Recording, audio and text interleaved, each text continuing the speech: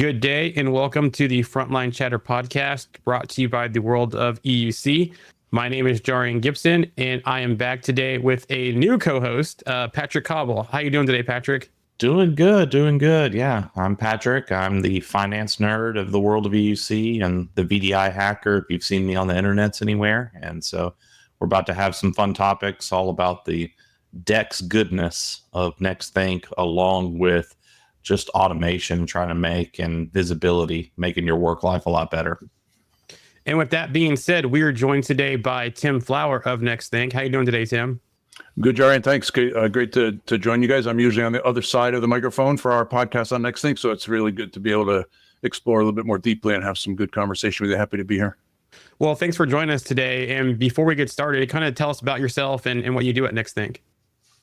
Yeah, so I've got a pretty flexible title. I've been with Nexthink coming up on 10 years. I'm the VP of DEX Strategy, former customer. I've been in end user compute, as much as I hate to admit it, since 1988. So I go way back to the early days of DOS and Windows and can talk through all of the technologies through the years. But the role I have at Nexthink is essentially to help on both sides of the transaction, if you will, help our prospective customers understand what this is all about, why they can't live without it, what I used and what I accomplished as a customer, but also internally help our teams understand our customers' problems. Help, a sales rep and an SE and even our product teams, they come up through the software business, and having someone able to really articulate the impact of a blue screen to a business, or why does a slowdown or a slow boot, why does it matter? Or why do ticket volumes matter to IT?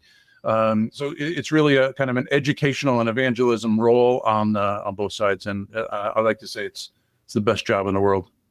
And for our listeners who may not be familiar with Nexthink, do you want to kind of give us like that quick overview of Nexthink, please? Yeah, so Nexthink is a Swiss-founded company where we just celebrated our 20th birthday. Congrats. Our co-founder is still CEO, Pedro Barros, and he explored how I like to describe it is big data on little machines. So 20 years ago, he was a grad student at a Swiss university, essentially the MIT equivalent over in Switzerland. And he and two of his partners, the three of them, developed this analytics product that collected and looked at and analyzed data from endpoints, primarily from a security standpoint. But what they realized quickly was it gave them visibility into the endpoint that no other technology was able to do. And in their grad study presentation of their thesis, they had to present to a board, and on the board was Rolex. Rolex said, if you take this to market, bring it out as a company and a product, we will purchase it and we'll be your first customer. And they're still a customer today. In fact, the 10-year gift is a Rolex. So great kind of foundational story of the company. And they expanded into the US about 11 or 12 years just before I got here.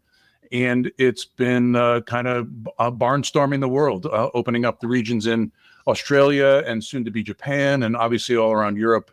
Really, when you show the capabilities of what that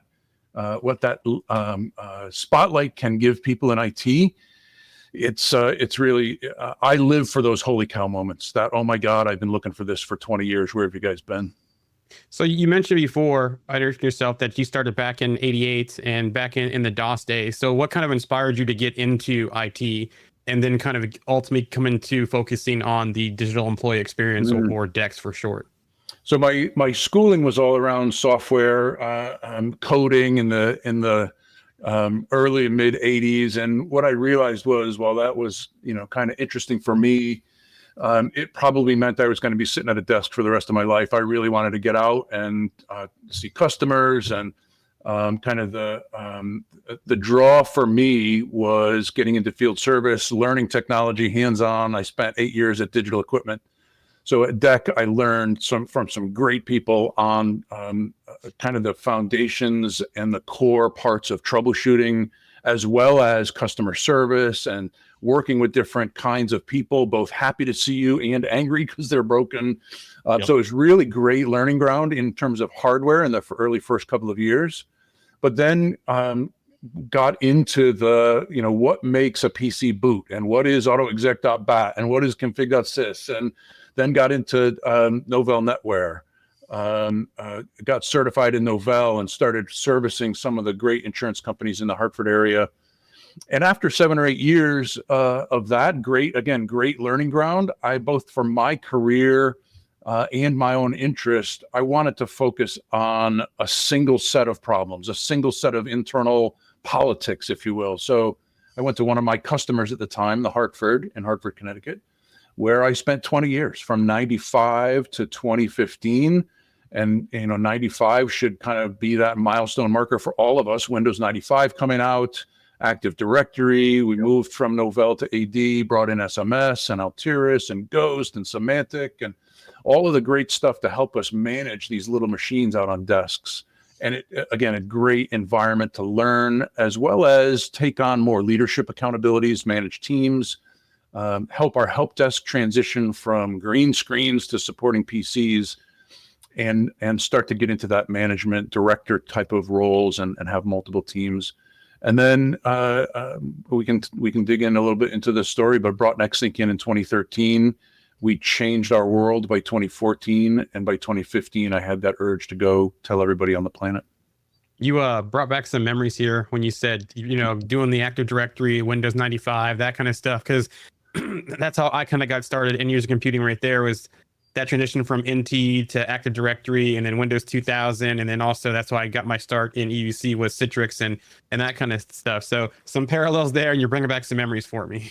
Yeah, Windows Terminal Services, all of the early virtualization. We stood up a remote work program with VDI that was based on our virtual server environment and had some hiccups there. So many trials and tribulations over the years and learning moments that looking back on it, it can be pretty cool to reminisce. Yeah, Norton Ghost got me because that's one of the first things that I was doing at one of my first full-time IT jobs. It was a call center with hundreds of machines.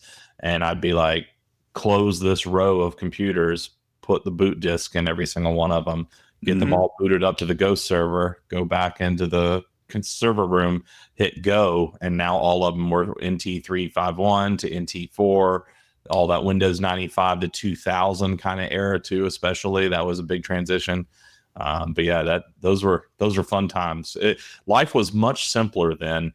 But the one thing that's still been consistent is user problems and trying to quantify that. Like that's never, ever, as soon as we gave the very first computer to someone, like even when it only had one color, they had problems and they had to have a way to say what's going on. And so back then it would be called the telephone, which was almost rotary still at that point, or real buttons, right? There was no cell phone. There was no instant messaging. You had to call someone and make a ticket, which was really just a checkboard or a little piece of paper. It's like, oh, I need to call Susie. She can't get into accounting and Bob can't print. Oh, okay. Let me go run and do those for the day.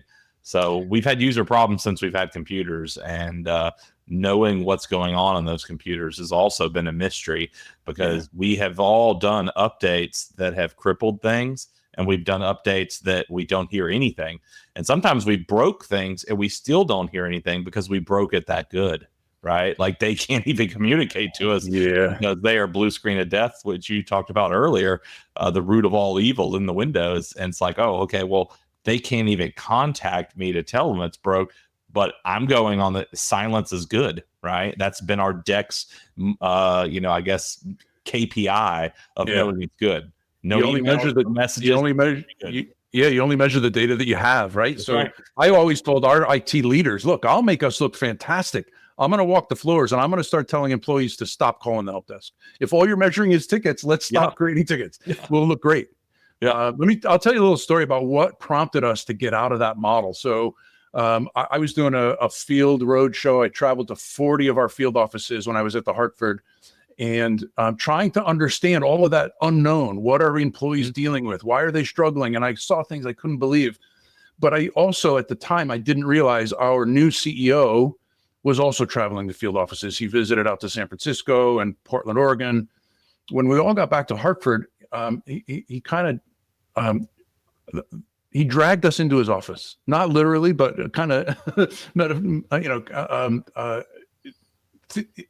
he dragged us in to vent about what he had experienced out in San Francisco. And he went through all of these issues that employees were having. And we had done some research and pulled up some of those tickets, and we didn't see any real anomalies. And we said, Liam, we don't know they have issues unless they call us. And he paused for it felt like a half an hour. He leaned in and he said, are you kidding me? Our employees have to stop what they're doing and call you to tell you about a problem that you don't know about, but that you probably caused. Yeah. And it was that last piece that made us sit up and say, wow, when he says it out loud, it does sound kind of silly. He said, we have 30,000 employees. They are not on the IT payroll. It is not in their job description to tell you about problems that you don't know about. Go fix this because IT is going to put us out of business. So he did a really good job at not only translating the problem to real business kind of terms, but bring it to the level of priority. We survived the financial crisis. This IT problem is an equal level of problem. Yep. And it really caused us to sit up and say, you know what, we've got to do something different. Yeah, that's awesome. So you've had a lot of different positions over there. And, how do you think, I mean, you already kind of did that those experience shaped what job you have ultimately ended up in, and the position goes back to if we don't know, it's not broke, right? Ignorance is bliss. I mean, what's some of the things that when you saw as a customer, when you saw Nexthink, you were like, whoa, and just like those wow moments you talked about earlier, and giving those, because I've had many of those over the years when technologies come out and I'm like, this is amazing. And so what is that wow that initially made you go, I want to learn more and I see the power? So what's kind of cool about the role is that I get to sit in with prospective customers and see that holy cow moment over and over again. We were presenting to a very large insurance carrier up in Minneapolis. And we paused during the demo just to say, guys, give us some feedback. You're pretty quiet. And they paused for a little bit longer. And then one of them just blurted out, this is magical. So it's those kind of moments that really say, wow, I'm not the only one on the planet that this means something to. This is going to affect everybody. So what we saw when we deployed, part of it was in our POC, and then in deployment, we saw those things that you talked about that were invisible. Right, Patrick? We don't know that the blue screen happened unless they call and tell us about it. Totally. And they may have rebooted it 5 times on their own, right? Because they're annoyed to even call us, right? My VP at the time, I was doing a debrief at the end of the day, and he was shutting his laptop down, and it blue screened. And I said, John, what are you doing? Why do you have that problem? You should have had it fixed by now. He said, Tim, I'm going home. I'm not calling the help desk at 5 o'clock. No, and when I come in tomorrow, it's going to be fine till 5 o'clock again. So it's those things that we don't know about. I saw things in the field offices with 90-minute hourglasses for applications, people waiting from 8 to 9:30. So in our POC, we found 3 big things that really said, we've got to go deeper. We found those blue screens all around our environment. At the time, it was Windows 7.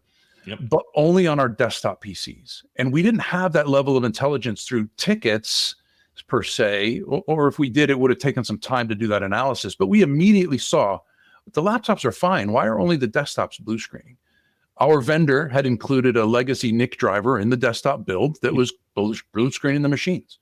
One driver update took care of all that. And the light bulb moment for us was, we're fixing the people that are calling the help desk, but we're also fixing the people that aren't calling.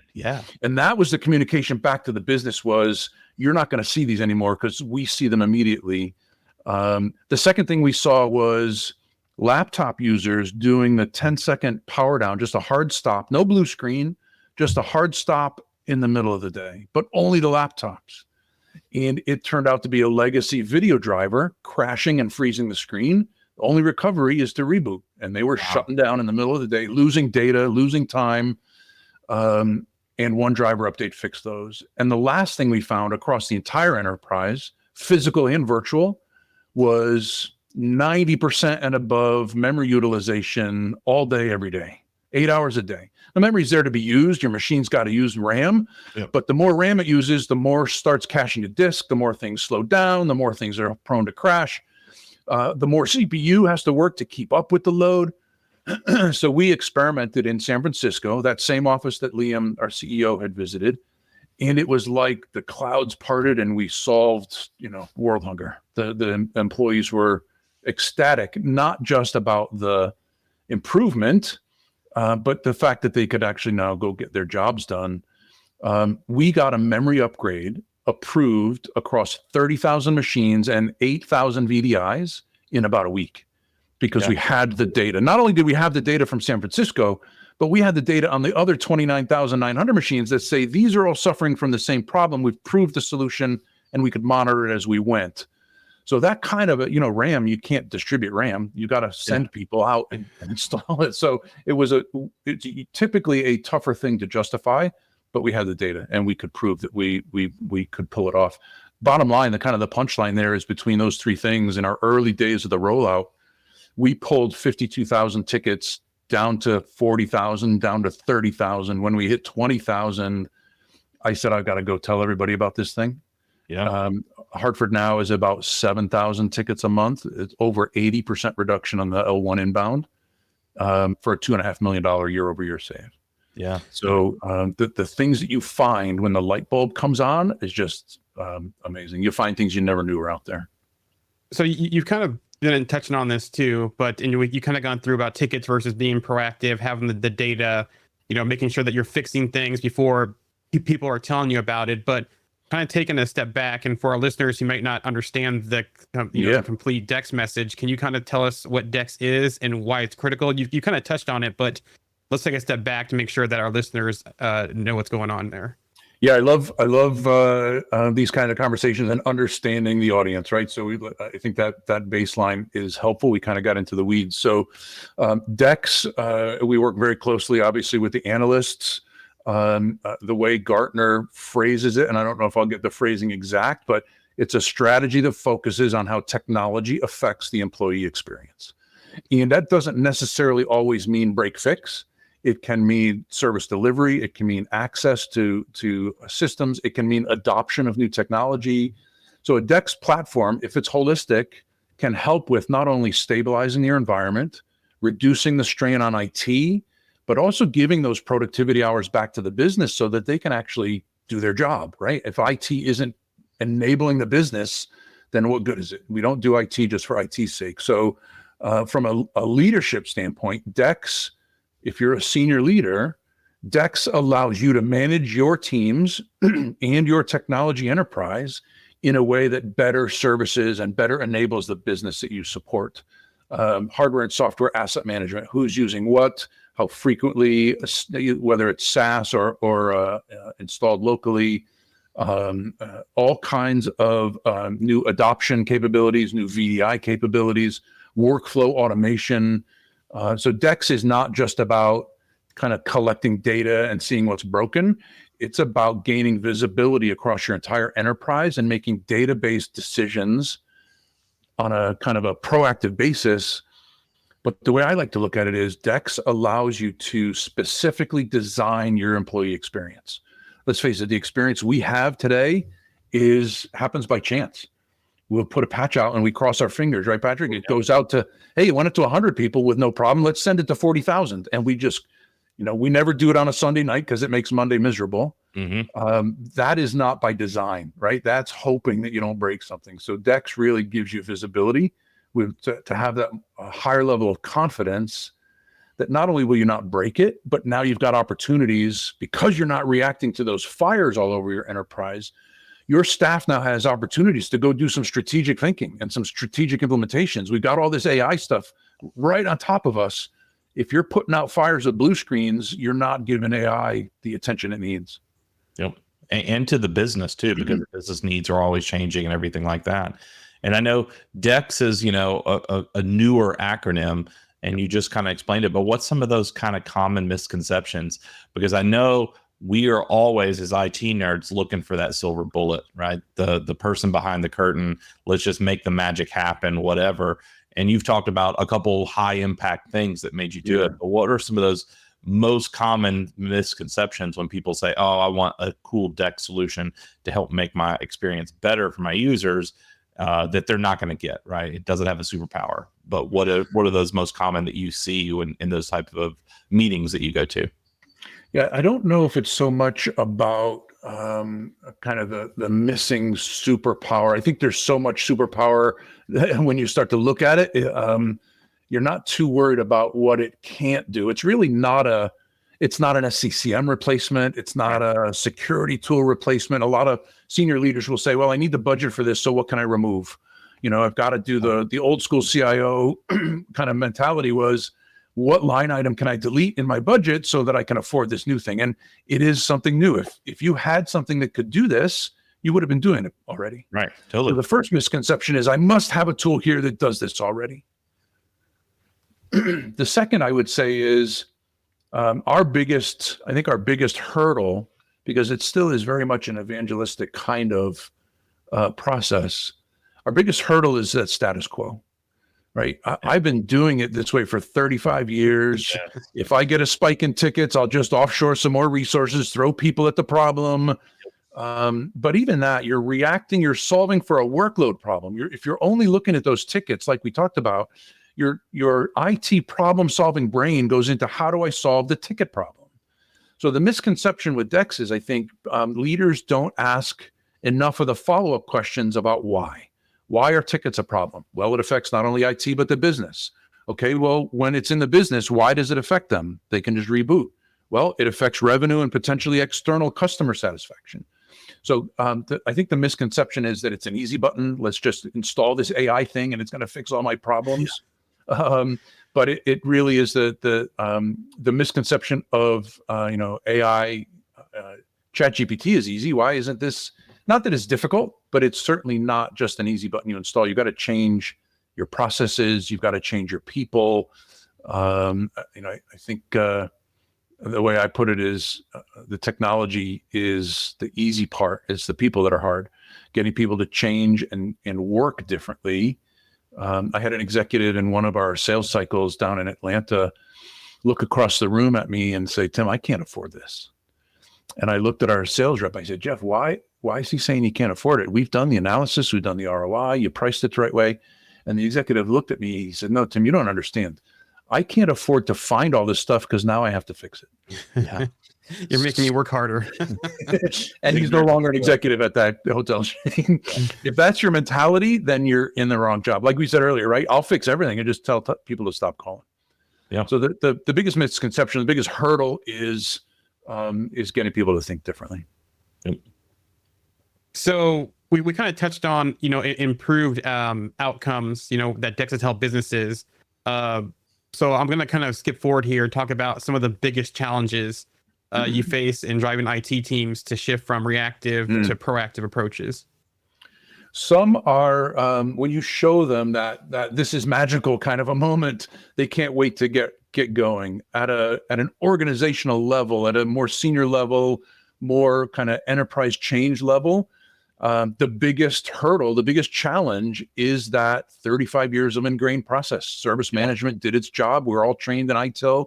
We all developed these painful processes. It took a while to get going, and we don't want to change it because, it can be career limiting if it doesn't work. And that's the second challenge, is that fear of change. Mm-hmm. There's risk. Not only is it difficult, but it's risky from an enterprise standpoint. It can be career limiting. The change agent at the top really needs to be visible. If you've got leadership that is status quo or afraid of change or kind of been there, done that, and I'm just gonna run the clock out, it's going to be difficult to get the people following you to change as well. And in addition to that kind of VP story of I can't afford to fix this stuff, there are also times where, and I hear it more in a help desk than anywhere else, there's a protection of staff. Yeah. A lot of the ROI comes from being able to gain efficiency in the work we do and automate a lot of the work we do. And I don't look at it as staff reduction. I look at it as a career path. People don't get into IT to be on the help desk forever. They're looking for their next role. And if they've learned and if they've got the skill and they've got the ability, move them on to that next level of troubleshooting and then of engineering and then into design. Yep. So it gives you ability to move staff instead of just keeping them on that treadmill.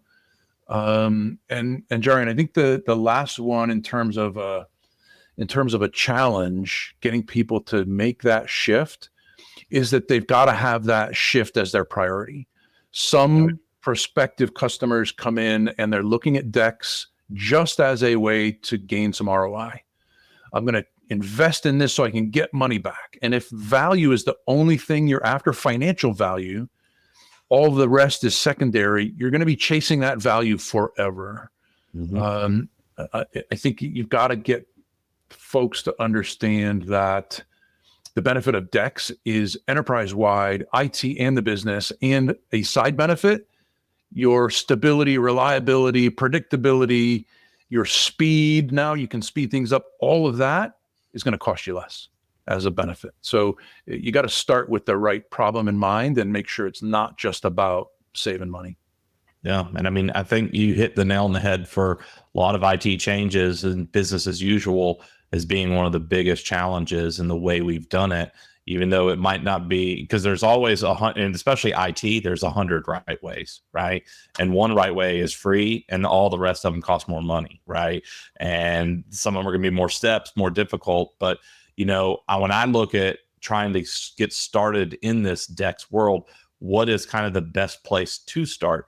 So I know there's lots of IT products that we've had over the past 30 years that you have to see it to believe it with your own data. You can watch a demo. You can go, oh, that's cool. It's a start menu anywhere in the world on my phone. Okay, VDI, that's neat. Oh, wow, I can actually render 3D objects and build a car.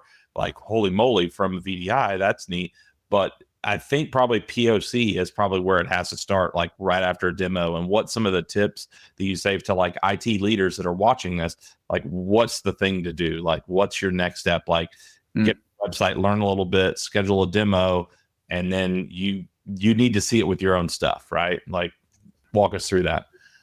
Yeah. So over the 10 years in doing this, and it was a bit of a transition for me going from enterprise IT into the vendor world. I had started in the vendor world at DEC, but this was different, being on the front line of our revenue teams and having that enterprise understanding. What stuck out to me was so many people diving right into the technology. I need a tool. I need a tool. I need a tool. If you're only focused on the tool and you don't know what you're solving, you're not going to succeed. So the very first step is, what's your problem? Mm-hmm. Right? Define very specifically what's your problem. And like I said earlier, ask yourself why that's a problem. I have too many tickets. Well, why is that a problem? Well, it drives my expenses up. Why is that a problem? Well, then I can't invest in strategy. Well, why is that a problem? Well, then my business doesn't advance. So the more you ask why on every answer, the better defined your problem is going to be. And then ask that same problem question on the business side. You've got IT problems and you've got business problems. And once you go into the why over and over again, you're going to have a really well-defined problem and then look for the capabilities you need. Gotcha. Going after just the tool, you're going to end up in your POC and then implementation in a rowboat out in the middle of the pond looking for fish, right? You're going to be fishing and looking, and you're not going to know where the value is. You're not going to know what the benefit to the business is. So it really comes with that problem definition.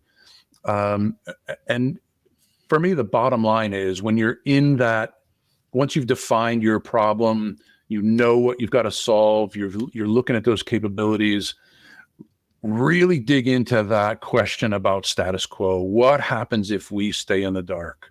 Yeah. What happens if we don't change? Is it sustainable? Are we scalable? Does it risk company viability? Go beyond just the, hey, this is a cool checkbox and look what happens when I do this. Really make sure that as you're looking at capabilities and value and solutions to problems, that you also look at the other side of the coin and really run out the outcomes of doing nothing. And I think that really will help you combat that status quo mentality that gets deeper the higher you get in the organization. So yeah, it comes from seeing the product, understanding its value. Once you've got your problem, get into a POC and see it for your own eyes. Get not only multiple levels on board, but involve as many people as you can. It's not just EUC. Bring in the server team, the storage team, the network team, the application teams, your help desk. Our biggest advocate when I was a customer in our command center, because we put it on the big board in the command center, was the director of network engineering. And Stu now is retired, but he's still on LinkedIn cheering us on. And the comment that he made to me that sticks with me still is, Tim, we spend 90% of our time troubleshooting to prove it's not our fault. They have all the tools. They always blame them. And if it's not a network problem, then you blame the Citrix team. Yep. But the network teams always got the brunt of defensive troubleshooting. And he said, with Nexthink up on the board, we can immediately say that office is underconfigured with RAM. It's not a bandwidth or throughput issue. Go upgrade your memory. Yep, not it. So in that step in the process, bring in other people, is going to build your path to value. It's funny that you mentioned the line about I need a tool, because that goes back to that saying, when you're a hammer, all you see is nails. Yeah. Right. And you're not looking at the big picture. You're not looking at all these things. Like we said, it could be networking, it could be storage, it could be application, it could be the broker. EUC touches all these things where you're constantly, each person is always in, it's either prove it's someone else or prove it's not you mentality. And you talked about going through the POC and having the big board and networking being your biggest advocate. But as you go through the POC stage and into pilot, into production, besides some of the automation, some of the proactive stuff, what specific metrics are IT leaders looking for, or what should they focus on as they go through these stages? So the great thing about DEX is it's not just technology measurement. You're also measuring the sentiment of your employees. And it's not a follow-up survey from a ticket about how you felt about the service you got. The sentiment that employees can now give is in context with what they're doing. We had a customer on the third launch of an employee's visit to the benefits enrollment website. Third time, pop up a little campaign dialog box. How do you feel about the 401k or medical benefits this year? You get immediate feedback on what they're doing in context.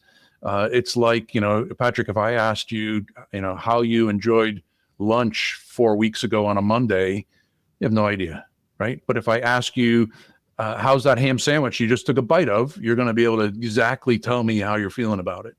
So the metrics are more than just MTTR and average handle time and ticket backlog and ticket volumes and start times. Ticket bounce, part of the defensive troubleshooting now means I've got to bounce tickets from one team to the next. Mm-hmm.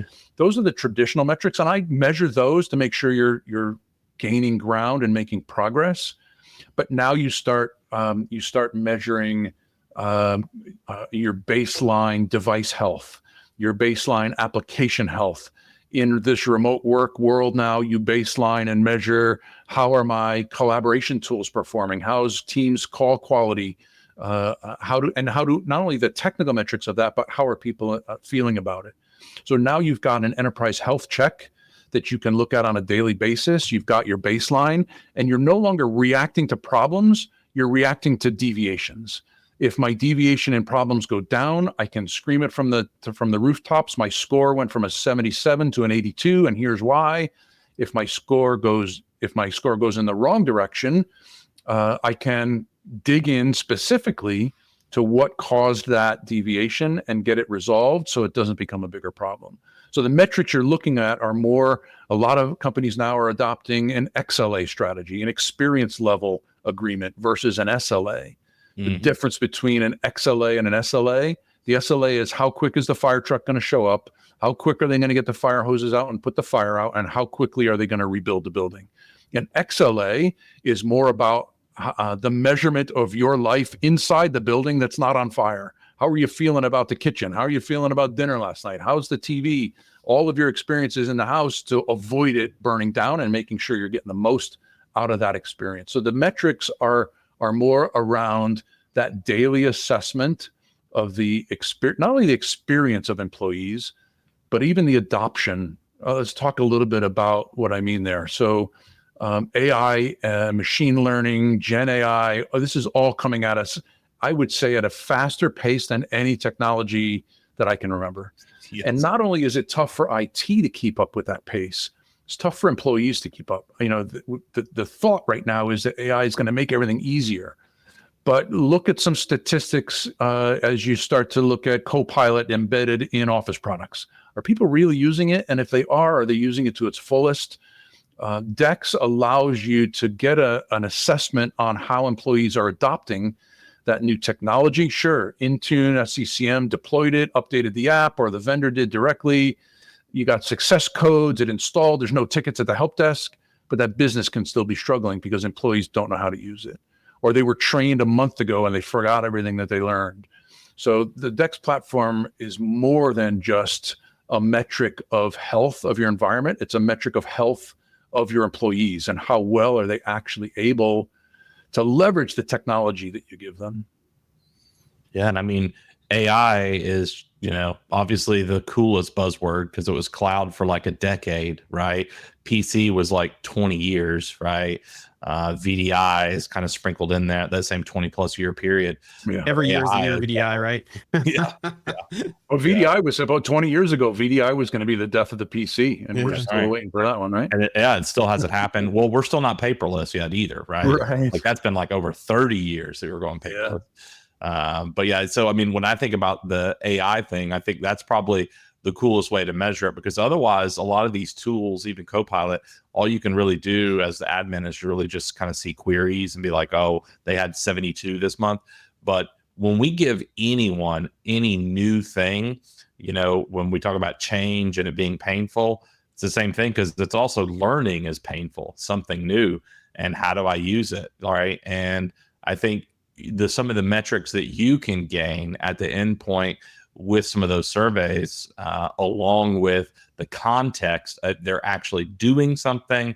And then you had a pop-up that said, how was that? And they said, terrible. Right. Like, oh, okay. Because it's kind of like, so many things in the IT world are like the drive-through at a fast food place. Someone gets the thing, they didn't complain, they didn't come back around then, they went all the way home, or they ate it down the road and they're like, there's no pickles. What?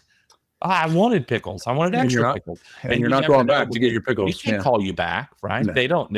It's going to go to some big automated number. So I think your context of what's going on with the sprinkle of AI and the goal of DEX is something really powerful, like a trifecta of all that, to be able to kind of find out how things really are, instead of just going by tickets and hoping for the best, because I think the AI play is a big thing. And I know probably a lot of some of the stuff in the product is, machine learning and looking for anomalous behavior and correlation of a whole bunch of these things.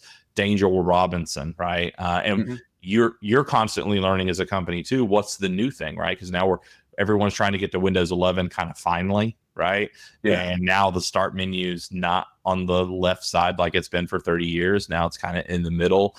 And like, do I, as an admin, go ahead and just say, just change the group policy, move it over, just so that everyone doesn't do it?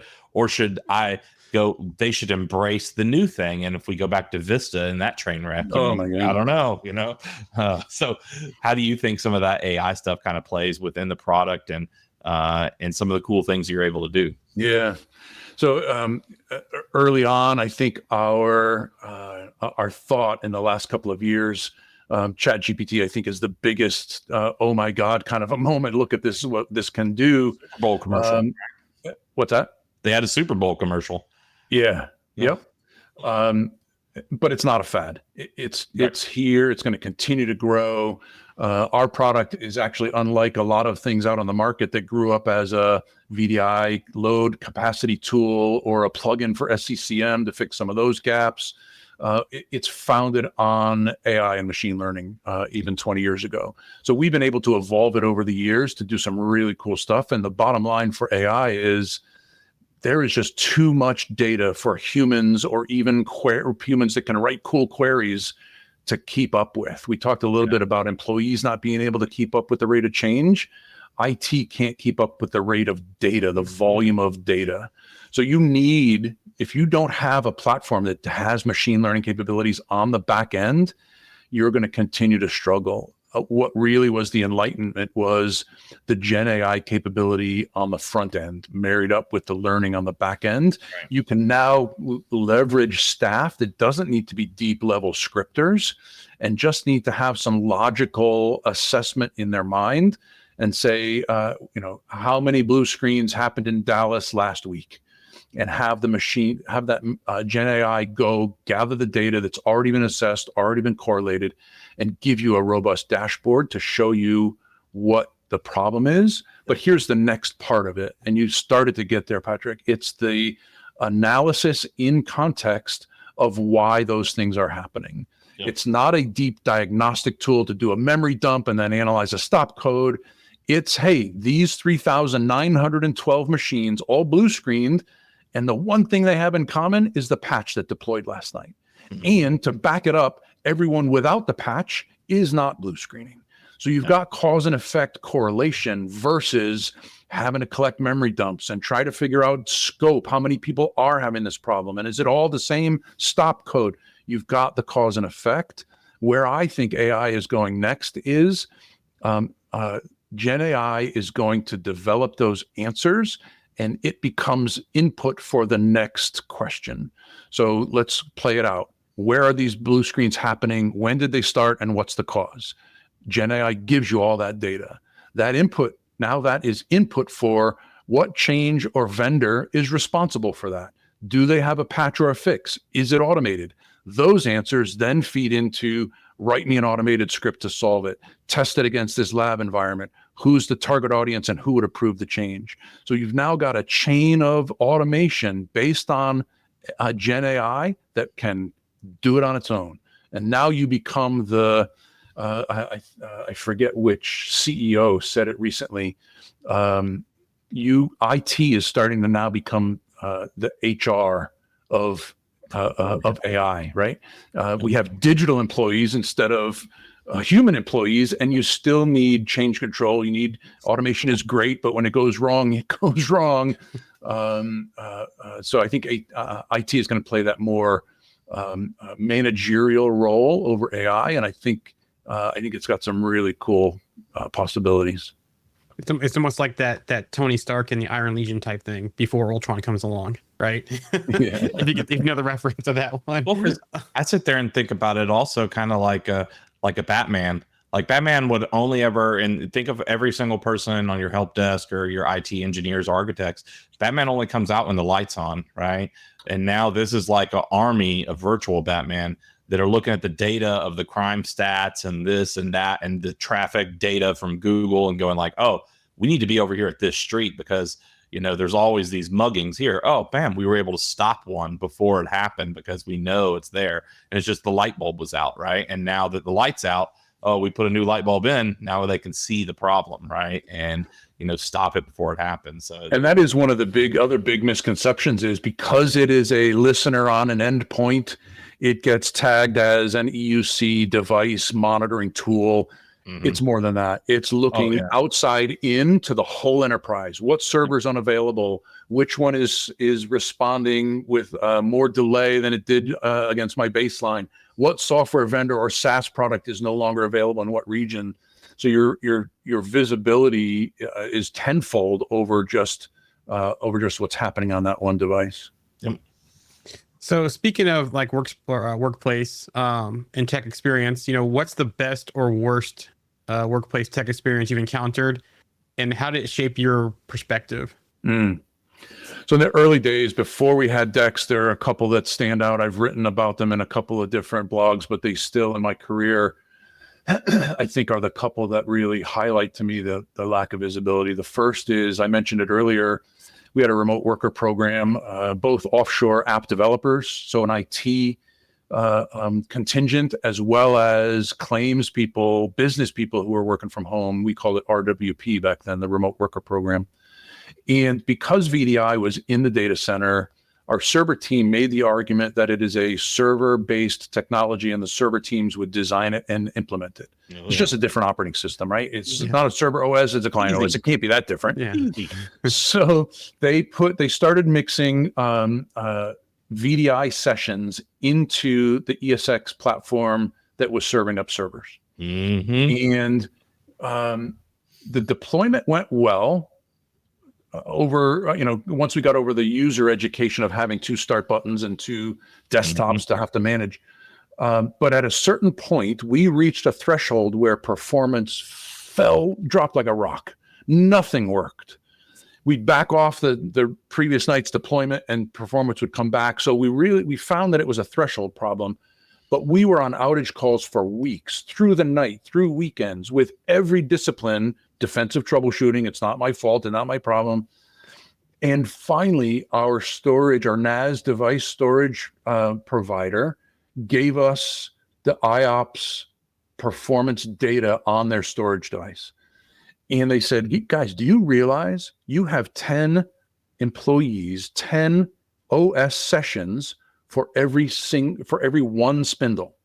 You have 10 people all hitting it for OS functions, all hitting it for application functions, all hitting it for data transactions on the network for one disk. The read-write capabilities of the disks in the storage device can't keep up with that load. Response time. The server team didn't know it, didn't see it. Servers don't act that way. They weren't looking at that kind of a metric. And the EUC guys and gals didn't have the visibility into the data center or even tools that would be able to tell them that. So we struggled for weeks. Had we had the type of VDI capability that is in the Nexthink platform now to go deep and really see it, it would have been a completely different world. We had some moments in that program where we really did feel like it was career limiting. Who's driving this? Who owns this design? And tons of finger pointing. Oh yeah. So from a career standpoint, a technology standpoint, that for me was the big career moment that said, wow, something's got to change. Reminds me of the early days of VDI where everyone didn't understand the storage impact in the environment and just started throwing things on there. A lot of those scenarios out there. Well, yeah. And it was the same thing, not even the storage side. It was also the server side when we went to virtualization, because it was just mixed in with Gen Pop. Yep. And eventually you're like, EUC, you need your own prison ward, right? You've got to be on your own servers so that you only mess up them and not the servers that you're actually connecting to and the rest of the business is connecting to, right? People that aren't in VDI, you're wrecking it for everyone. And then you were always looking for these little time slices like, oh, it happens now. And then you go look at it at 2:00. It didn't happen again. Yeah. And is it time-based? Is it time-based or is it happening across every time zone at the same time or only at 2:00 for everybody? Yep. And then it was only like 2:00 on Tuesdays and Thursdays. Right. That's weird. What's going on? What happened on Tuesday and Thursday? It's like Taco Tuesday. I don't know what's going on. It's part of why we decided to name our technology rollout for Nexthink. It wasn't we're rolling out Nexthink. We rolled out Project Edison. And we named it that because we've had other technologies go south. And then you get tagged as, oh, he's the Nexthink guy or he's the Altiris guy. That didn't work out too well.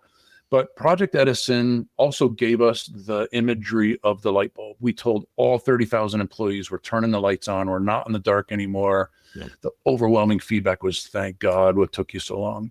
Jarian, one other, and I know we may be going long, but one other kind of career story, the VDI piece was a slow burn that turned into a big issue. The quick hit kind of holy cow, heart in your mouth kind of moment was in our kind of mid life cycle of SCCM. We had our top engineer drag an Oracle runtime client package in the SCCM console and drop it onto the collection he needed to test. He was targeting 100 people. He targeted a collection that was his target collection was all test computers. He dropped it onto the collection called all computers. A difference of 100 machines versus 45,000. That'll be a day record. So when you start getting calls to the help desk, why am I getting this Oracle update and why is it forcing a reboot in the middle of the day? Oh my God, what did we do? And you guys know SCCM better than a lot of people. You can't stop it. If you tell it to do something, it's going to do it. You can tell it to stop, but it's going to take time for that action, that request to go out. Hours. We thought we were going to be running through the wiring closets with hedge trimmers just to cut the cables. We didn't, and you don't get status back. We didn't know who received it. We didn't know if there were problems because of it. We didn't know who rebooted We couldn't do an uninstall because some people actually needed the Oracle runtime client, and we would have removed it if we did it was a mess. Yeah. That didn't go to 45,000. We were able to stop it after 6,000 or 7,000, but damage done. And we, once the dust settled, it was another of those instances where as we look back on it, and now we've got this visibility, we say, wow, all of these scenarios from the past, what if we had it back then? Look what it would have told us immediately. Who got it? Are there errors? Did they reboot? We can now prompt them with a message. We understand you got this. We're working on it. Don't call the help desk. Yep. So many things you can do in your environment to be able to react. I didn't even think about that simple thing just there.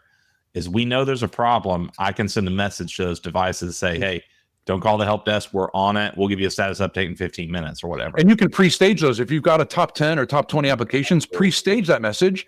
And when the Gen AI and machine learning pick up an anomaly, pop the message. And if there's an anomaly, the message is, how is this impacting you? What did this do to your business because of this problem? And now you get to prioritize. It's not just the squeaky wheel that gets the solution. Yep. You may find you got 10,000 blue screens, but if all 10 people in finance are crashing, that's 100% of that organization. That's the priority versus we'll do the blue screens later.